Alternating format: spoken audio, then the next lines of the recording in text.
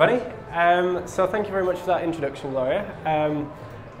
So I'm Josh. I own a company called Easy Crypto Hunter, and as you so kindly said, we're one of the UK's biggest providers now for cryptocurrency equipment. So what we're going to take you through tonight is you're going to be able to get all the kind of lowdown of what the heck the crypto space is, what blockchain's all about. We've dumbed things down to make it a really easy kind of bite-sized thing, so we're going to be able to help educate you as best as possible. So what the heck is it all about? So this is kind of what we've got for you today. Who we are and what we do. What is blockchain and crypto? Because I appreciate there's going to be different levels of knowledge in the room, there's going to be different people at different kind of points. And I know a lot of you are business owners in your own right as well, so how the heck can this technology help you in your business? Because ultimately that's what we want to do. We want to help other business owners get a lot out of this space. That's really what it's all about for us. And that's pretty much it. So who the heck are we, and why is this bloke in a daft shirt stood in some club in London 5 hours away from home? So this is kind of what we do. The crypto space, for those of you that know it, the blockchain, it's kind of grown so quickly.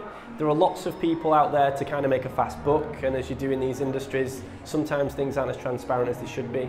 So I ultimately like doing business. There was a note about how young I looked, but I like to do business in an old-fashioned way. I believe, obviously, it's nice to see people's faces and shake people's hands and do business in that way. And there wasn't that space in crypto. Because it's virtual currency and because it's non-tangible, there's not that human presence, which I really feel quite strongly about. So that's what I decided to set up. So as you can see, we're a team of real people. There's myself and Jason and a few other staff members that are part of the company. And we have open offices. Any of you guys, anyone watching this is more than welcome to come and give us a call, come and see the offices. We'll show you around the facility, we'll show you how it all works behind the closed doors, and we just really want to help everybody kind of enter this space as freely as possible. And unlike someone on Facebook that pretends to be a blockchain consultant and an expert, this is what we do full time, this is our career. And we just like helping people get the most out of the space possible. So what the heck is all the fuss about? No doubt you've heard about crypto, you've heard about blockchain, you've seen stuff on the news, but why is it important, and what's it going to do, and how's it going to affect your business? So these are probably a few of the buzzwords that you've maybe heard. You know, you've maybe heard of Bitcoin and mining rigs and cryptocurrency and decentralized, but what the heck does all of that mean? So let's try and break it down. So good old Richard Branson here, he's a big advocate of crypto. Virgin was one of the first companies to accept crypto payments, which is what we'll get into later on.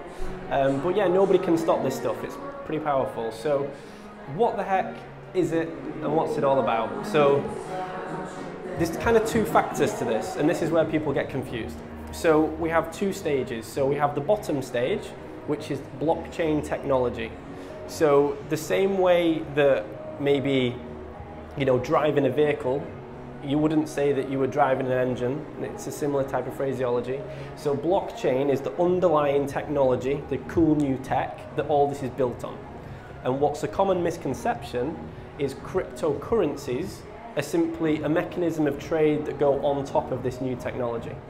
It's really important to understand that definition, because blockchain technology can be used for loads of different things, not just sending money back and forward. That's one tiny little use of what this technology is. So with that then, what is blockchain? So this is a proper technical definition of what it is. Decentralized, distributed, public ledger network with loads of different computers, and things can't be altered retrospectively. So that's a nice big definition, but what the heck does that mean in English? So we've got a nice easy definition for you here. So imagine everyone has the same Excel sheet, and when there's a change, a bit like Google Documents where you can all be on at the same time and it changes all of them.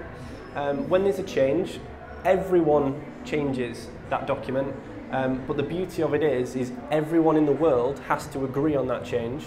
And each individual computer kind of carries all that data as well. So there's never data stored in a single central location, which is a fundamental shift in the way that we operate data transitions now. So this is kind of a walkthrough example for you to help kind of visualize that a little bit better. So we've got Bobby and Sally, kind of two people who maybe want to do a payment to each other at the moment. So at the moment we have a fiat-based economy. So imagine pounds and pence, dollars, euros, yen, all the stuff you're familiar with. So if Bobby wanted to pay Sally, it would go from Bobby's account in his bank to Bobby's bank account to Sally's bank account to Sally. So there's what we call intermediaries in the middle. So there's third parties involved in that transaction. So in order for that to happen, something called a private ledger is updated. So say you're with Santander and you send money to someone on that's in NatWest, the money in your bank account would be updated in the Santander server, and then respectively someone at the other end, the NatWest server would increase the funds on that person's bank account. So all that information would be stored for your banking on the Santander business banking servers in a single place of access. So it's private. No one else in the world, if I sent a payment to Jason, none of you guys would know how much that was, when it was done, who sent it. It's totally private. You have no access to that information. So what does this leave us? So who can see the transactions? Only the banks involved and the people. Why did they take so long? Has anyone ever sent an international bank payment? Like, why the heck does it take 4 days? Why? It's just no reason for that. Why are transaction fees so high? So if you've ever sent any, pounds to dollars, euros when you're on holiday, the transaction fees are really very high. There's no need for that either. It doesn't really bother us so much in the West, but a lot of places in the world don't even have banks.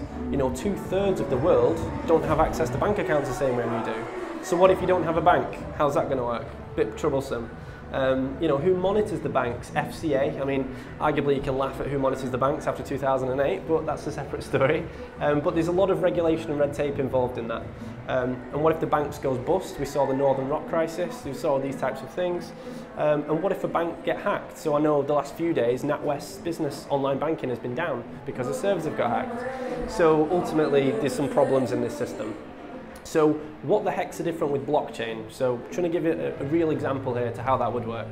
So if Bobby wanted to pay Sally on the blockchain, the difference here is that instead of it being like a single server, all that information is stored on hundreds of different machines all around the world. And that's the fundamental difference. So we have something called a public ledger. So a common misconception is that Bitcoin is totally anonymous. That's not necessarily true. So if my Bitcoin wallet address has a string of big long numbers, and say Jason has his Bitcoin address, he has a big string of long numbers, I can send from my account to his account. It doesn't have my name, Josh Riddett and Jason Poole, it doesn't have our names attached to it, but that transaction is public for the whole world to see. They will know that 1 Bitcoin was sent at this time from this place to that account, and every single person in the world can access that record of data transfer if they want. The names aren't displayed, but the information is recorded publicly. So the fundamental difference there is that trust is completely indemnable. Every single person in the world can see every transaction that's happened on that network, which immediately solves an awful lot of problems. So what does that look like kind of structure-wise? So the current financial system, everything's in the middle, it's central, and then with the blockchain, everything is kind of shared between everything at the same time. So there's no single point of access, there's no single point of weakness, if one area got flooded or destroyed or was in a fire, that data is completely fine. All of that data systematically has to be updated at the same time. So what the heck then can this be used for? So a few of you might be familiar with maybe Bitcoin and sending payments, but that really is absolutely the scratch on the surface. It goes much, much deeper than that. So AXA Insurance, they have a really interesting product. So there's different ways to think about this. So if we go back to the technology, the blockchain technology, that can be used for loads of different things. So one of the uses for commercial business, AXA are now testing this network on the Ethereum platform. So you've probably heard of Ethereum, the coin, the second biggest coin. Unlike what most people believe, it's not a form of payment. The best way to understand Ethereum is a bit like the App Store on your phone. It's a platform for building things on top of, different programs and applications. So AXA have built a program to automize flight insurance. So at the moment, if you go on holiday with your friends and your family and that plane is delayed and you're entitled to flight insurance, what's the process? Call someone up, send some emails, a few weeks go by, and maybe in 6 weeks you might get a check in the post. It's a pretty intrusive process in the middle, a lot goes on there. On the Ethereum network, what they're testing is the very second the plane wheels don't leave the ground, you instantaneously get paid. No third service in the middle whatsoever, because all the data is instantly across the platform. So you can automatically start to see the advantages, for supply chains, logistics, management, food storage, distribution, import, export. It really starts to spiral very quickly. So another example here is food chain supply. So, the amount of wastage that we have in the food sector, all of this type of stuff where the data doesn't move as effectively as it could. This is kind of where this technology starts to gain a lot of presence and value. So blockchain in Virginia, one of the great things that we have on the blockchain, because everything is public, it's completely trustworthy. You now no longer have to trust a human. You trust the technology, which is indemnable because every machine has to agree at the same time. So what implications does that have for voting, for government? There's countries around the world where vote rigging and fraud is a massive issue. Things like this are instantaneous fixes for those types of problems. Medical chain. So this is a company up in Manchester, and they're in the middle of putting NHS records on the blockchain. So at the moment, if you have an accident in one part of the world and you need specialist surgery, say in London, and you're from Manchester like me, it takes time for those medical records to be swapped between different NHS trusts. But if all your data is on the blockchain, instantaneous access to data is now possible. So that's kind of blockchain and the different uses, just a very quick overview. So then what the heck is crypto? Cryptocurrency, this stuff that sits on top. What the heck is that and where does that come into it? So this is kind of the biggest myth to bust straight out of the gate. You may have heard of Bitcoin, Ripple, Litecoin, the things on the left. And then the things on the right, Ethereum is probably the one you've heard of. EOS and NEO are slightly newer. But not everything in the cryptocurrency space that's called a cryptocurrency is trying to be a form of payment. That's a really important thing to understand. Just as Ethereum, it's a bit like the App Store where you can build things on top of it and build applications. Lots of the coins take that feature. There's actually over 2,000 different types of coins on the market right now. It's grown very, very quickly. So you've heard of Bitcoin, which is trying to be payment. You've heard of Litecoin, that is trying to be payment. Ripple, also trying to be payment. But the other platforms do lots of very different things. So there's a kind of a third one as well, which is like a utility token. So imagine if British Gas had a coin and you paid your bill in British Gas coin. That would be the third example, an internalized token mechanism. So where the heck can you spend crypto? If you wanted to use it as a payment service, where the heck would you actually use that? So Expedia, you can book your holiday and buy in Bitcoin, which is cool. Subway, buy a sandwich in crypto, Bitcoin, anyone? PayPal now accepts different forms of payment. Shopify, Microsoft, you can buy all your stuff on there. Lamborghini, so back in January when Bitcoin was nearly $20,000 a coin, in fact it was before then, it was about November, December, all these people that had Bitcoins, everyone, there's this kind of joke in the community, like when Lambo, like when am I going to buy a Lambo with all the money I've made in crypto? And when Bitcoin actually hit $10,000, and obviously you can appreciate it used to be worth a couple of pounds back in the day, only a few years ago, some people became extraordinarily wealthy very quickly. So Lamborghini actually put out a tweet which was really interesting, and it was, sorry Europe, all sold out, #Bitcoin. They sold more cars in a single weekend than they'd ever sold before when Bitcoin hit $10,000. A month later, Bitcoin was $20,000 and Lamborghini posted one of the highest profit quarters they've ever had because they doubled the money on purchase, which is cool. So, you know, my company, for example, we can sell all our services in Bitcoin. You can buy, this is one of our rigs here in the corner. You can purchase that. That's a, you know, 10,000 bit of kit that you can walk out the door with paying in crypto. So it's a very, we've just worked with a bar in Manchester actually. So a bar just like this, you can buy all your drinks, goods, food, services in crypto. And you're probably thinking, well, why would I do that instead of cash? Well, it's cheaper. There's not really any transaction fees involved, very, very negligible fees. So another example is I had a customer pay me from South Africa. So instead of them sending me money in South African rand, which would have taken maybe 3 or 4 days and maybe £400 or £500 in exchange fee, he was able to pay me in crypto, and I had that money in my account in 6 minutes, and it cost him £1.50. So I think this week someone sent $300 million US from one Bitcoin wallet to another. Cost them 19 cents to send that transaction. So I know a lot of you are from the banking world here. You'll kind of appreciate just how that happened. The transaction was completed in about 7.5 minutes. So you can kind of understand the advantages, and that's just on the payment mechanism stuff. It gets much deeper than that. So this is kind of really, really interesting. This is kind of the biggest piece of information to come out this year. So a year ago, Bitcoin was doing all these crazy things with its price, and I'm sure a lot of you heard it but didn't really get what it was and why it was a big deal. And even now, a lot of people are very skeptical. They'll go, oh, well, it's used for dodgy things, and why do I need cryptocurrency? And they don't really even look what blockchain is, they're just on the top end stuff. But few people realise just how quickly this market's moved and really where it's going. So a few of you from the banking world, as I explained, so you'll probably understand who a company called ISAR, the Intercontinental Exchange, ICE. So they're the kind of private company that owns a lot of the world's exchanges, you know, the New York, London stock exchanges. So the company that owns the world stock exchanges, or a good proportion of them at least, has from November the 14th this year released, or will be releasing, a company called Bakkt, B-A-K-K-T, which is the world's first institutional investor platform to buy and sell and trade cryptocurrencies. So in January, when the market reached $826 billion with a B, that was with people like me and you putting money in the system. It was at that point, and at this point, still to this day, illegal to put in regulated funds in a non-regulated industry, because at the moment there is no regulation in this space.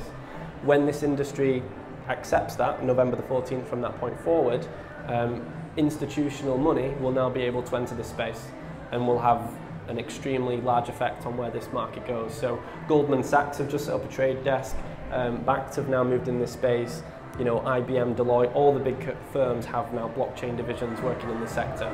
So as far as things moving forward, that's pretty much a surety. It's just a case of how you choose to kind of move forward with that. So yep, JP Morgan, another example here. So doing a payment trial with international payments. Apple co-founder, good old Wozzy there, saying, you know, it is very much like the internet when it was brand new. This is kind of 1994 for the internet. We're still very, very new. But this is kind of some of the advantages for your business today. So usually what we'd do is we'd give you a big kind of overview of mining and how that works and how you can earn profit from there. But today really it's just about giving you a lot of knowledge about the sector as a whole. So instantaneous, payments, there you go. So forgive me, it was 14 cent, not 17. I mean, I'm sure you can spare a few cent change.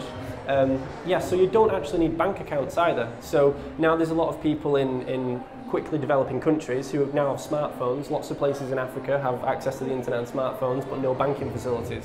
So now it enables a street seller, you know, even if Visa and bank accounts were a thing in lots of places in Africa or further east, you wouldn't be able to pay for something that was such a small fraction in traditional Western money for those services. Whereas with crypto, you can, because it can be decimalized very, very deeply. So those transactions become feasible too. So yeah, crypto transactions irreversible as well. So you can't get a refund on that money. So that you can't charge back thing. It stops a lot of fraud, credit card frauds, these types of things can quickly disappear. Attracting new customers as well. This is a thing that all of you guys have existing businesses now. Why just not, alongside what you're doing right now, accept crypto payments? Because for all you might not think, oh, I've not really heard of it, maybe there's not a lot of customers. You've got to remember, this technology now has been around 8-9 years. So there's some people back in the day who put 50 quid on Bitcoin and are now worth 50 million. And they're quite happy to spend that money because they'll buy a car, they'll go and buy a Lamborghini for what was 50p. So there's a lot of people with a lot of money quite happy to spend it because it didn't cost them too much when they got it. And then there's opportunities for passive income. So I'm not going to go too much into the mining stuff today, but effectively the equipment that we sell, in order for all these transactions to happen, it requires power. You know, it requires a computer processing power. So that's the equipment that we sell. We sell the horsepower to the whole network. And as a little thank you for providing that power, machines like the ones that we provide earn a passive income, just a very small percentage of transaction fee. So you can turn on a computer and you get paid 24 hours a day. It's crazy. So that's kind of what we do too. And then there's so many fantastic tax implications in the UK as well. Whether you're purchasing equipment and you get your VAT and capital allowances, or whether you get paid in Bitcoin, and if that goes up in value, you can pay capital gains, but you've got extra money because cash doesn't go up in value. And if it ends up falling in value, you can offset that against tax write-offs. So being paid in Bitcoin is actually arguably more advantageous than being paid in cash. So this is kind of what we do, just kind of ran through that. So this is just all about the power. So the machine that we have here, as it's sat here now, is processing all these transactions around the world. And ultimately, companies like ours and people like yourselves who end up owning this equipment get paid for basically powering the network. And some people think that's crazy. How can you really do that? But all of you here probably have a website for your company, and you don't think twice about paying to host that website. But this is kind of the other way around for the blockchain. Now you own the equipment, and then you can get paid for doing that too. So what the mining rigs are actually doing, as we saw this diagram before, whenever the public ledger is being updated, if I've sent some crypto to Jason, these machines all simultaneously verify all of those transactions and just basically make sure everything adds up. My money's real, his money's real, everything matches up as it should, and that helps the transaction go through. So that's kind of what they look like. And then as a company, what we try to do for people in that space is, we consult with businesses trying to get involved in this space. We do large trade facilities. If someone wants to buy £1 million of Bitcoin, for example, you're probably not just going to put your credit card details in online. So you come through companies like us that facilitate that. And then we also do accountancy as well. We've just set up an accountancy firm because a lot of people are making lots of money or selling products or doing that. And a lot of the time people don't know how to tax for that in the UK system. So we help out with that too.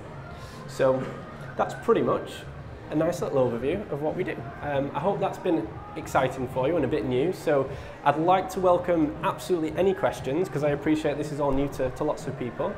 So if there's anyone who'd like to shoot some stuff at me, I'd be more than happy to take some questions. Thank you.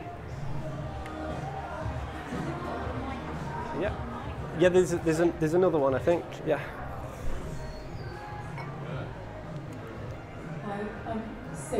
So you said that any business could start receiving Bitcoin. Yeah, absolutely, yeah. So what specifically do you do to receive Bitcoin? So you would have a Bitcoin wallet. So imagine the same way you have a bank account now. It has a sort number and account code. Yeah. You effectively create a Bitcoin wallet, which is free and hundreds of places to do it. And then that gives you a number, a bit like your sort code. And then people effectively pay into that. So you can have on your website, say you were selling shoes, and you plug in, say, like a WooCommerce application for your website at the moment, you can plug in something comparable that people can pay in Bitcoin. So they can pay in Bitcoin, and you can either choose as a business owner to receive that Bitcoin, or there are now services out there where it will instantly convert that Bitcoin to pounds and pay you in pounds. So you can take the payment and not even need to hold the coin. Okay. So would you advise that it's probably better to hold the coin or to convert? That's a whole different story. Yeah, I mean, so ultimately, for people that hold the coins, as we do as a business, it's all about where you believe this technology is going.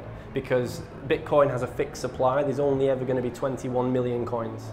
The last coin will be mined in 2142-ish. So we're about 17 million through the 21 million coins that are ever going to exist. That was fixed when it was created in 2009. So again, that's going into the technical stuff, but basically it's a supply and demand. So as more people use this technology, as the demand grows for it, as we've seen, a year ago, Bitcoin was $1,000 a coin. It went up to $20,000 a coin. Now we're at $6,500 a coin. And as more people use it, demand increases, supply reduces over time. And that's why we've seen such a positive effect on the price. Okay, so you say that Bitcoin is limited, yes. And yet most countries in the world actually increase their money, so they increase the circulation. Well, so this is another thing. That it can't be increased Yes, no it can't be, no it's fixed. And all these machines agree, so every single time a transaction goes through, the code can't be altered. So this is one of the big advantages for crypto. I mean, it can start to get somewhat political, but if you really, in order to understand the true advantages of crypto, you have to have a very good grasp on today's modern banking system. And if you really dig deeply into that, it's quite a mess. We have countries at the extreme like Venezuela with hyperinflation and printing money, and at a governmental level, money really doesn't quite exist the way we think it does. It's borrowed from here and created from there, and quantitative easing and hyperinflation and all these types of things, which cryptocurrency was designed in 2009 after the financial crisis, and a group of people got together and they thought there's got to be a better way to do this. And that's really what happened by removing all the people in the middle that make arguably not the best decisions for everyone. So that's really what it's all about. So there's a little bit of kind of, a bit of a rebellion movement that started it, and now the business utility has been picked up by the main commercial spaces and has now been adopted as a mainstream. So last question, because I'm hogging the conversation, is so if it's got a limit, is that not building in a kind of inherent redundancy? So at some point it won't be able to grow. It's massively decimalized. So if you imagine pounds, you've got pence, which is 2 decimal places. With Bitcoin, for example, you can have 0.0000000 Bitcoin. So whatever the price of that is will just be reflected upon, So there's capacity built in. Yes, there's capacity built in by the decimalization, yeah. So now there are some people who get paid the wages in Bitcoin, and they might get paid, 0.01 Bitcoin a week or whatever it is. And as the price of that goes up, it's usually connected against the dollar value. Subsequently, so our mining equipment, for example, we get paid different amounts of Bitcoin dependent upon the price of it at that point in time. Thank you. Over to someone else. Yeah, hi. Thank you very much. It's quite an enlightening presentation. My problem is I'm one of the older generation. I didn't quite understand it beginning, and I noticed that the value went through the roof. Yes. And people were jumping in on this. So my thought was that someone is going to make a lot of money, but that means others are going to lose a lot of money. Yeah. So how do you trust the individuals that get involved in this so that you're relatively safe without losing your shirt, so to speak? Well, firstly, I'm involved, and I'd like to think I'm a nice fella. But secondly, don't trust anyone. I'd like to assume you're probably quite a savvy, smart guy, and the logic would dictate. So if you're getting involved in a project, so the easiest way to understand this for traditional kind of logic is imagine each cryptocurrency a little bit like the stock of a company. And you would buy a stock now based on its what? On its merit, on its team, on its strengths, on its products, on its services. That should be the same way you analyse which coin to purchase or which coin to get involved in.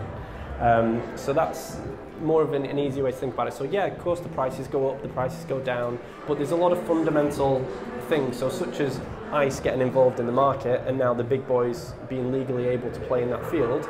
If we have a fixed supply and now we have large entities entering the space, logic would dictate that's going to have a northward pressure on the price.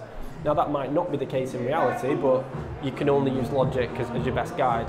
So if you kind of look historically at the price, it wasn't that long ago before, I think if you would have bought £100 of Bitcoin 5 years ago, you'd be worth something like 56 million today. The numbers are astronomical. So of course we're probably not going to see the same increase in the next 5 years. That would be silly. But you only have to look at people. People have seen the market come down a lot now, and people like yourself have gone, oh, what if I lose my shirt? You have to remember, even as far as the prices have come down, most people that got involved longer than 18 months ago are over 1,000% up. I mean, the numbers in crypto are so strong that even people that have lost are still multiple times involved. The only people that have lost realistically are anyone that's got involved from January to this point this year, within the last 7 months. Anyone that's been involved in the space pretty much before that point will have struggled to have lost money. So that doesn't mean, it's not going to happen in the future. But the market at the moment is teeny tiny. If you understand kind of some of the use cases we've gone through, you look at the scale of the international monetary market, you look at the scale of the data transfer market in medicine, you look at all of its individual implementations, and you think, just in business, if a new product or service comes to the table that's got advantages over competitors, it's going to do well. And with that utility comes value. How much you derive to that is obviously up to personal interpretation, but all things considered, I'm quite happy to put some skin in the game, as it were, because on the whole the market's moving in a very positive direction. And sure, if I buy some today it might get down $100, $200 next week, but in 2 years' time I'm not worried about that because I believe strongly in the future of where this is going. So just like everything, it's a balance and a logic decision, and I certainly wouldn't say sell your kidneys to get involved. There are other options. So some people like buying the hardware that we sell because you've not just put £10,000 into a coin that you can't control the value of. Here, instead of kind of backing a horse, you've effectively bought the racetrack. You can win on any winner because that machine can mine 800 different coins. So whichever one is doing well, you can just get it to mine that one and earn your money in that respect. So there's a lot more versatility than just throwing your money in and crossing your fingers. You don't have to do that with it. So you're perfectly right in what you're saying, but the market's a little bit wider and there's a few more intelligent players to consider that can mitigate some of those factors.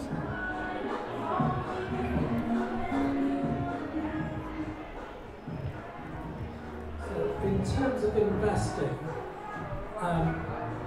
say in the existing model, if you bought a passive index tracker, Yep. kind of buys that, Yes, market, yeah. then the mining equipment is a bit like doing that. To some extent, yeah. The difference is with a tracker is that you sit outside of the market, whereas with mining, you're actively helping the market by powering the network, making it stronger, more efficient. But in regards to conceptually, yes, you can kind of have the ability to see where the whole market's going and kind of move to whichever sector is better for you. So you can kind of, there's some coins that you can mine where, you don't even cover electric cost. There's other coins that you can mine that are vastly more profitable, and a whole myriad of things in between. So yeah, so it's a pretty effective example. A bit like an index tracker, yeah. If you were to equate mining coins to shares, an index tracker would be a very fair example of what a rig would be. Yeah, so if I've got it right, you buy the machine and then you just press go and it goes. Yeah, it's a little bit crazy. If you've got a plug socket and an internet connection, you can press a button, you're good to go. Technologically, if you can copy and paste, you're maxed out, that's it. So it is quite a simple bit of kit. We do all the technical gubbins at our end to make it work. But yeah, that's just one way to enter the space. And ultimately, people like that because there's tax implications and advantages for UK businesses of buying hardware. But yeah, there's loads of different ways to get involved, and we just want to try to educate people in the wider business community as to the best way to do that, because some of you might not want to buy equipment but might want to sell your current products and services for crypto. We want to just help facilitate that discussion, show people what the advantages are and see where that takes you. So, sorry, last question. So in terms of your mining equipment, yep. How much is that generating for you, would you say, annually? It completely changes. So this is one thing you need to bear in mind. So obviously if the mining equipment is creating, so obviously it doesn't create pounds, it creates a certain amount of crypto tokens, which in turn, if you were to sell them, would be worth a certain amount of pounds. So if you imagine it on that example, a little bit like instead of buying stock, it would be a machine that printed stock of your choice over time. That would be its best equivalency. So in January, when the market was very high, that machine that you see behind me there was making anything from £1,300 to £1,500 profit per month. It was mad, just from plugging in a machine and leaving it running. Now a machine of that nature might be making £200 a month. But what people need to understand is it's not 7 times not as good to do anymore. You're still earning proportionately a similar amount of coins, it's just that the market value of those coins has come down. So anyone that's purchasing this equipment is quite bullish on the long-term value of where the market's going. They believe those coin prices are going to increase. But even if you don't, and you just believe that now at the bottom of the market, I'll take those numbers, there's very other few places where you can get between 2 to 6% ROI per month, which is pretty powerful. So a lot of our business investors are business investors, property developers, landlords, business owners looking for second income, and there's other advantages like heat output as well. So some of our customers might have a warehouse or a spare room or a basement, and they put a lot of mining rigs in at scale that gives out a lot of heat energy. So some people use that to heat a warehouse or to monetize a swimming pool or a village or a hotel system. So there's a lot of kind of secondary advantages to this type of stuff, as well as the direct earning potential of the coins from that too.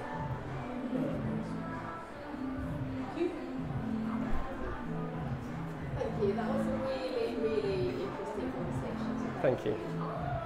So I run a consulting business, and for some of my smaller global transactions, I choose to use PayPal. Yep. So do they, as in the customer, do they need to have a crypto wallet to be able to transact that way to pay me in Bitcoin? There are different ways of doing it. So typically yes, but not in every instance. So for example, there are services that you could put on your website where they could pay on that card in cash, and then you could instantly receive crypto if you wanted it to be transitioned into that. I mean, you wouldn't necessarily need that service because you could just take that cash and buy it if you wanted to. But yeah, if that customer did have crypto themselves, you could choose to keep that crypto, or you could choose to instantaneously receive the pounds from that. So it's versatile as, it's just as easy as getting paid in dollars or euros. You know, someone could pay you for a job in a big wad of dollars, and you might keep it in your pocket thinking, oh, I'm going on holiday to America next month. Or you might choose to put it in pounds. So you've got total flexibility. In fact, you can even now get a Bitcoin debit card, so you can top up your debit card the same way you would a prepaid credit card or debit card and go and buy drinks at the bar, and it comes off in pounds, like a normal Visa. So all the payment mechanisms are already in place. This isn't like some cool thing that's coming in the future. It's on the market today, yeah. Thank you. Another question? Hi, I'm Andrea. I'm the catalyst of innovations and consciousness in politics. And cryptocurrency is innovation, but in not politics. But I think it affected, no? Oh, massively. So how does it affect it? Or what is your experience, since you've been running it as your own business, your colleague? How does it affect, you know, current state of politics? Let's say UK or European or world, you can choose. Yeah. How do you see? I mean, that's a whole other presentation. I mean, because you've got kind of two sides to the coin. So there's a lot of governments around the world that are extremely bullish on crypto. So Malta being one of them is now called Crypto Island. The Maltese government have completely adopted crypto. They've regulated it, they've put the infrastructure in, they've put the tax implication in. All the big cryptocurrency companies have moved to Malta. So one example of that is a company called Binance. So the same way you would exchange a stock or a share or dollars to euros on like an FX market, you have what's called cryptocurrency exchanges. So if you have a Bitcoin, and say for argument's sake a Bitcoin's worth $1,000 and you want to change it into an Ethereum, and let's say that's worth $100, there are platforms out there where you can instantaneously make one Bitcoin turn into 10 Ethereum. So once you have any cryptocurrency, they're all interchangeable for each other instantaneously. With extremely minimal fees in the middle. So the same way we have dollars to pounds now, but in a much more complex manner and advantageous. So the crypto market on the exchanges, that's one of the fastest growing sectors in the world. So to put that in perspective for you, on the banking sector again, Deutsche Bank, the biggest bank in Germany, I think that's been going about 186 years. It's a really big company. They've got over 100,000 staff. In the first quarter of this year, 2018, a company called Binance, set up by a Chinese guy, it's only been around 15 months, did 186 million profit, $26 million more than the entire of Deutsche Bank in the first quarter alone of this year. Like, that's the scale of this company. So now Malta's regulated and the whole of Binance has now moved to Malta. So there's a lot of implications. Like, people haven't quite realized how big this stuff is right now. So yeah, so you know, politically, you know, there's lots of like the American, there's lots of governments that are worried because governments control the banks, or rather the banks control the governments, but that's a different story. But ultimately, if the banks get removed or displaced, you know, that's a big problem for them. But a lot of banks are now using cryptocurrency technology. So Santander, for example, uses Ripple, as we saw before, as a form of international monetary payments to kind of reduce fees between, say, Santander Spain and Santander London. So there's a lot of, you know, there's a resilience, but there's a kind of inevitability that this is the way things are going, and they need to get involved in that technology. So lots of people will be displaced. If you imagine that trust ledger, there will be a lot of people that lose their jobs the same way AI is moving forward and will have the same effect. So with every good thing, there's bad things, but ultimately, you know, dependent on the country's stance, you know, I'm hoping in the UK particularly that we've got our knickers in a twist so much about Brexit. That's going to be a bit of a pain for us, but we have always been a financial centre of the world. So I'm hoping in 2 years' time, when we kind of come up for some air, that we'll adopt crypto transactions, and the UK will be a glorious place for crypto, because as it stands at the moment, the laws are pretty good for the UK for crypto. They're much easier to mandate than other places like Australia, for example, which are a bit more complex. So yeah, there's different attitudes, because no one really, it's so quick, no one's really done it to say, oh, that works for them. We're still at that kind of finding out stage. But within the next 5 years, it's a decision governments will have to make about how they adopt things, particularly on taxing and implications. You know, so what if someone buys a car in Bitcoin? It never touched cash. So how is that taxed? You know, there's a lot of questions yet that aren't answered in typical mechanisms. So it's a massive political issue, but it's going to affect everyone differently. So fingers crossed the UK is as positive as Malta's been, and it's brought an awful lot of money to their economy in the recent months. Firstly, thanks for such an educational presentation. Very selfless of you to spend so much time just giving us the background to the industry. Oh, you're welcome, it's no problem. But you touched in it on the economics of accepting Bitcoin or other crypto. Yeah. Can you just expand on that a little bit in terms of, if I accept, for example, a credit card payment, I'll probably pay 0.5% or something, or a debit card 0.3%. What's the cost of accepting Bitcoin? Well, the cost of the transaction of the coin is minimal. That's set by how much is going on in the network.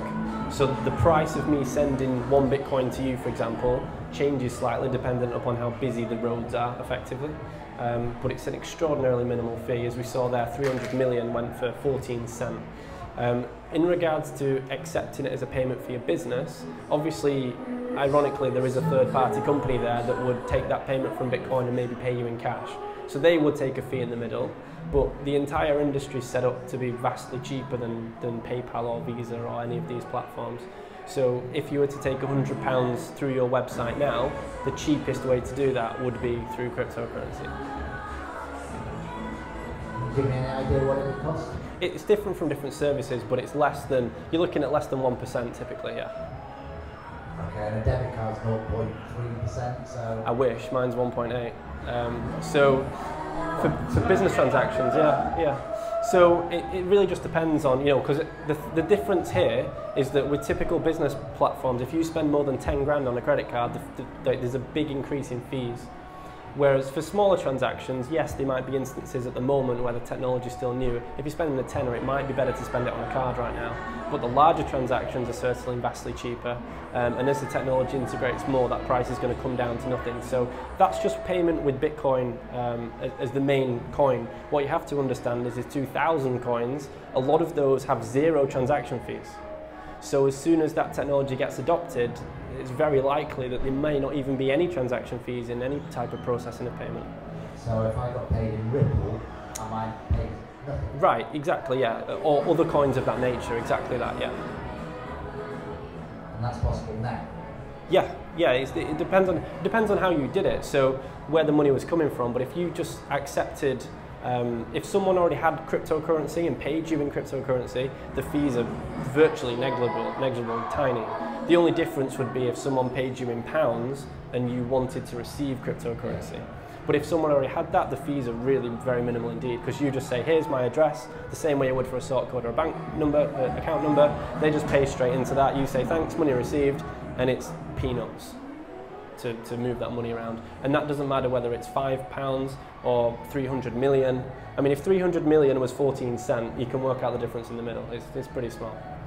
It's the £5 bit that's really interesting though, isn't it? Yeah. That's like a corner shop. Yes, it is, and that's ultimately where this technology is going, because at the moment, yeah, it's more the bigger, bulkier stuff like Bitcoin, but things like Litecoin, the examples on there, Litecoin is trying to be, Litecoin, Dash, digital cash. There's a few other smaller ones you may not have heard of, which are designed very much for that daily use case. Or like Electronium is another one, so that's okay, so. Oh man, does anyone want a drink? I feel like... They're having almost. Yeah, I know, absolutely, yeah. Thank you very much. No problem. So thank you very much for the talk. So if somebody wants to keep yourself up to date on crypto blockchain, where would you advise them to go? Say, for instance, to spend an hour a week to learn it. Yeah. Where would your top sources of information? Well, I mean, obviously I'd pay for an hour of my time and I'll sort you right out, but there's... On the sort of applications. Yeah, the problem is with crypto is because it's such a fast-moving technology, there's lots of different bases for the center. So you've got the kind of techie world of the developers and the coders, and they do their own thing. You've got the business guys like me. You've got the kind of commercial, the IBMs, Deloitte's, Accentures. You've got the family offices and that type of stuff too. So there's lots of different sectors to plug in. There isn't. I mean, the best thing to do is like the news articles. So there's a web page called CoinDesk. So CoinDesk.com is effectively like a news website for crypto, and that covers a good kind of public multitude of information on a top level service. Yeah. CoinDesk.com. Yeah, it's CoinDesk.com. Or alternatively, give us a like on Facebook, Easy Crypto Hunter. We publish a lot of stuff on our page that keeps you up to date in that space. I'm just going to say, before the next question, I'm just going to apologise for the interruption, especially to our speaker, because it's normally not this loud.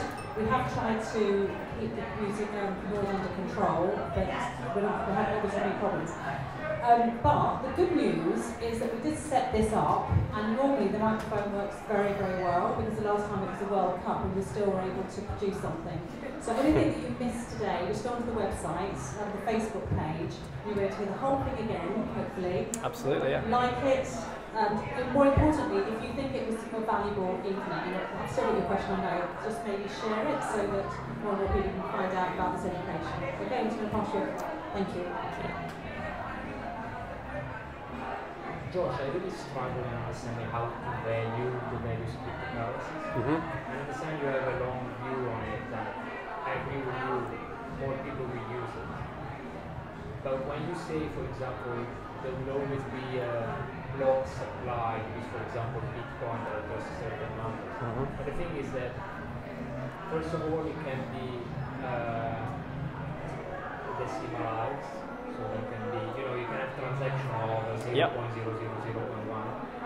and then there could be also other new cryptocurrencies coming up. For example, I was reading an article that one of the reasons why Bitcoin decreased from 20 to 6K, it's because there has been a lot of new ICOs that have gone very well, and many people swapped to the Bitcoin to buy new coins that are. Yeah, I mean, the statistics don't bear out that stat, but it's yeah, there's lots of other projects, and how do you know which ones are going to be good and where's the money going to go? I mean, ultimately, as I said previously, it just comes down to business use case and utility.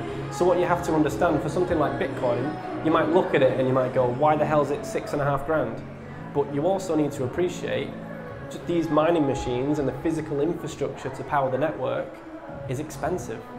People have spent hundreds of millions of dollars on the physical infrastructure to kind of provide this service. So if it might be free for you to use Facebook, but hundreds of millions of dollars have been spent on Facebook servers. They monetize that through advertising. The same way in cryptocurrency, you don't see, if I send, Jason a Bitcoin, you don't see the hundreds of millions of dollars of equipment that's going on behind closed doors to power that, but there's a fixed cost to that. And because of that, at the moment, Bitcoin's about $6,500 a coin. It costs around $6,000 to produce a Bitcoin on the network, due to costs, electric, infrastructure cost, all these machines to produce the coins. So there is a fixed tangible cost to the production value of that. Therefore, there's always going to be a stable fix to that value as it increases. So it's not just as airy-fairy as people think. The same way a company's stock would be valued proportionate to its assets, and its warehouses and its order book and that type of thing. Cryptocurrency is always going to be valued against infrastructure costs and the utility of its thing. So it's slightly different, but it's not anywhere near as much as a finger in the air as people think. Second question is about your product specifically. Who pays you? Because you basically put a machine available for the network. Yes. So who is going to pay you for using the machine? The miners? Yeah, so you basically receive a mining fee, yeah. So whenever coins are sent, so basically the mining machine performs two functions. So the two functions that the coin produces is, if I want to send some, say, Ethereum to Jason, this would be one of the machines that would send those coins around. And what happens is all that information gets packeted into what's called a block. And all these machines do lots of crazy computer algorithms to find that block. Now, when that block is found, all the transactions are verified and sent to each other, and everyone gets the money, and it's great. And also, that's the process in which new coins are created.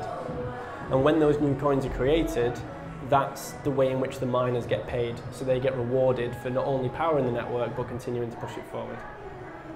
It's a dual phase process. So for the Ethereum network, every 15 minutes, 3 coins are created. And for the Bitcoin network, every 10 minutes, 12.5 coins are created.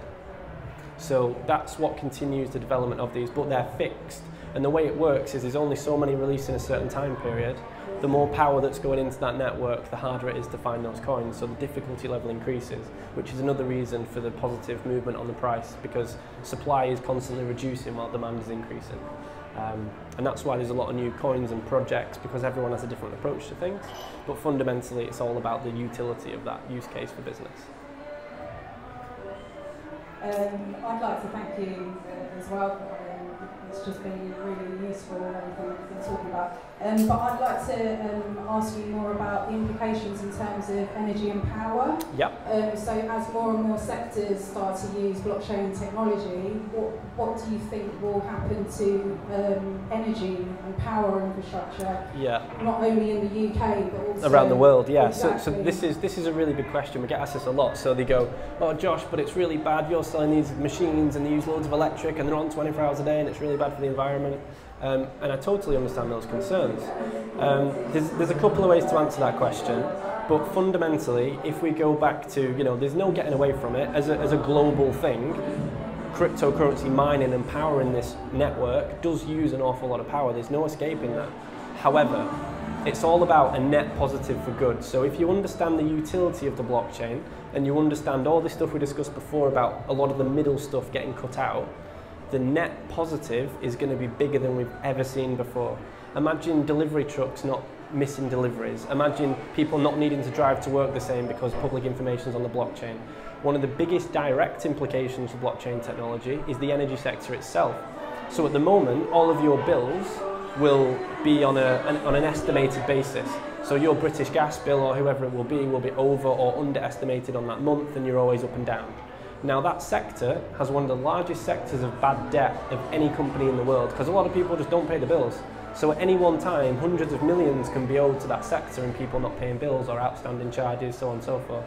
Now what happens when the payment for gas and electric is tokenized? And instead of you getting averaged over the month, you put your kettle on for 1 minute 32, you instantaneously are debited 1 minute 32's worth of electric through the blockchain to your provider. So automatically that entire sector's just written off every penny of bad debt that ever existed. So you can start to see the implications for this across. Now, you widen that out to insurance, the accounting, the technology sector. The way that data, any way that any carbon emission is given through data transfer at the moment will effectively be null and void as this technology matures. So right now, it's kind of like ripping off a plaster. It sucks that it uses so much power, but effectively we're creating the internet too. And what we use that for will save so much in the middle that I'm quite happy to be doing the bad bit now for the good bit later. Definitely, I'm really excited about the future implications as well, but in terms of, is there an assumption that the efficiency in terms of the energy sector will increase as the blockchains become longer, or as more, like I said previously, more and more sectors start to use the technology? Yeah, I mean, what you have to understand as well is not every coin out there needs to be mined. There are 2,000 coins, only about 800 of them are mineable. So things like Ripple is not a mineable coin. The big ones, Bitcoin, Ethereum are. So there's two kind of ways that crypto works. You have something called proof of work, which is the mining. So we work and the algorithms are transacted and it's good. On the other side, you have something called proof of stake, which basically says, my coins are real, therefore I'm an elected individual that can say that that transaction was real. And it doesn't require mining power, it relies on a proof of stake, a proof of authority. So as you can appreciate, both sides have advantages and disadvantages. Proof of work is inherently much more secure because you can't just buy, say, 51% of the network, whereas you technically could over here. So there's swings and roundabouts, but a lot of the new projects are actually a hybrid system where they have both mining and proof of stake. So a combination of the technology getting better itself, using less electric to power the network, a combination of different approaches, and a combination of the savings in the middle make me quite confident as far as energy is concerned in the future. Hi Josh. I wanted to ask another question about blockchain. It's obviously it's a disruptive technology, Yep. And where do you see in the near future, what kind of industry do you think are going to be more disrupted by removing the intermediaries? I'd love to say what industry, but it's going to be a case of what industry is not. I mean, the implications for this for accounting, legal, software, import, export, NHS, data, like any industry that transfers data between more than one person. When you put it like that, there isn't anyone that's not affected really. So it's quite scary because it really does go very, very deeply. So the thing is once you start to kind of, no doubt you guys will go home tonight and you'll go, oh, hang on, that's going to be affected and this is going to be affected, and you're absolutely right. There isn't really anything that's not going to be touched by this. The same way now, 10 years ago, a local shoe shop wouldn't have dreamt of having a website. They just sell to people on the street. Exactly the same thing is going to happen with blockchain. What we'll have commercial applications for blockchain technology, and we won't even realize it's blockchain. It will just be the way it works. So yeah, you're not going to be able to get away from it. So kind of get ahead of it now and take advantage of it is really going to be advantageous for both yourself and any other business owners. Last question, sorry.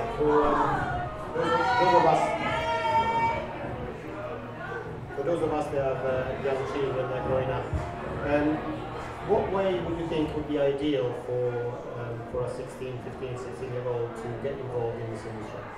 Depends on the skill set. So if they're mathematically minded and they're quite geeky and they love the coding and the programming, blockchain developers are going to be monumental in the future. In the next 10 years, that's going to be one of the hottest jobs around. And then on the business side of it, there's going to be opportunities like what I do, providing the services and the utility of those sectors. Another big sector that's moving into blockchain, just to tag on to your previous question, is AI, or artificial intelligence. So what's really cool, for example, is at the moment there's actually 5 different ways to earn from the machine, but I'm not here to sell to you. But one of the things that you can do with that is those graphics cards are actually the best physical bit of hardware for AI commercial learning. So what we're seeing now is people and large companies are renting out mining equipment to do AI genetic genome sequencing, AI commercial deep learning applications. So what we're going to have as this future technology develops is large commercial entities don't want to spend hundreds of millions of dollars on equipment when they need it for 2 or 3 weeks. So you're going to be able to distribute all of that power through the blockchain network. So for example, the example that I give to this is the film Avatar, that James Cameron film, that really cool blue guy film. I believe it took around 7 years to make that film. Anything up to 2 years of that 7 was just graphically rendering the final film because it was such super high detail when they made this film. Now, what happens when you have hundreds of thousands of graphics cards all around the world on a distributed blockchain technology? I don't think it's going to be very long before I'm mining Disney coin or Pixar coin, and we will all as a community render the next big blockbuster film overnight. So that's the type of way that this market's moving, is there's more utility for that mass blockchain power. We're going to be able to, rent out lots of commercial services that now are done at large scale. Right, I'm going to maybe just wrap it up there. You've been so generous with your education and your answers to questions. I think, unfortunately, I was over there for most of the time, so I'm looking forward to the replay. In the meantime, I saw some of the slides. I think everyone will agree it was an amazing presentation, so should we just maybe say thank you?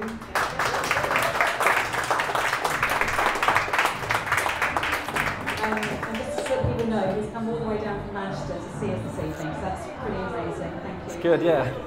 If people need to contact, are you going to be here for a little bit Yeah, longer? we'll stick around, yeah, no problem, yeah. If people need to take contact, do you have a Twitter feed or anything like that? How do they go? Yeah, so the best thing to do, yeah, we're on there you go. So our website, easycryptohunter.co.uk. We're on Facebook, so if you want to give us a like, that'd be lovely.